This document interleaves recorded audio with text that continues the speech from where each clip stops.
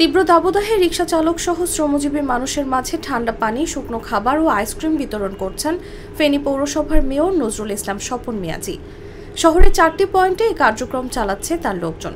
গরমে যে আপনার যে তীব্রতা, এটা যারা একেবারে যারা কৃষক বা যারা রিকশা চালক, যারা শ্রমিক, এই সরাসরি গরমটা তারাই সবচেয়ে নিতে পারে। এটা হয়তো বা আমাদের মতো অন্য লোকগুলা অফিসে থাকি, একটা ছায়া থাকে, বিল্ডিংয়ে থাকে, কিন্তু যারা রিকশা চালক তারা তো একেবারে রাস্তা থাকে এবং তাদের যে কষ্ট, এই কষ্ট দেখে আসলে আমাদের যে দেখে আমাদের কাছেও একটু তেমন ভালো লাগে না, বুঝছেন।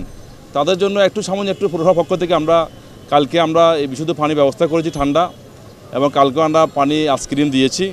আজকেও আমরা এখানে কোক দিয়েছি, পানি দিয়েছি এবং বিশুদ্ধ পানির ব্যবস্থা করেছি। এবং আজকে আমাদের এখানে সাইকেলিস্ট একটা সংগঠন তারা সরবরাহ দিচ্ছে। আমরা কালকে ঘোষণা করেছি যে যতদিন পর্যন্ত এখানে এই রোদ পড়বে, গরম পড়বে, আমরা ফেনী পৌরসভা কিছুটা হলে এই ফেনী পৌরসভার যে শ্রমিক, যে রিকশা চালক, তাদের পাশে আমরা থাকব।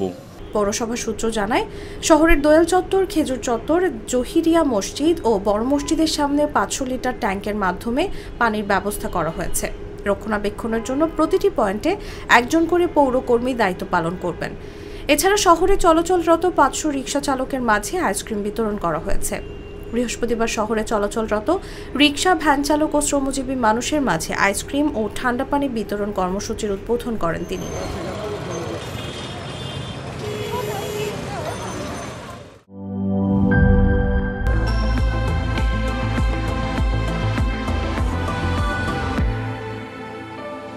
Harlan, be a show stealer.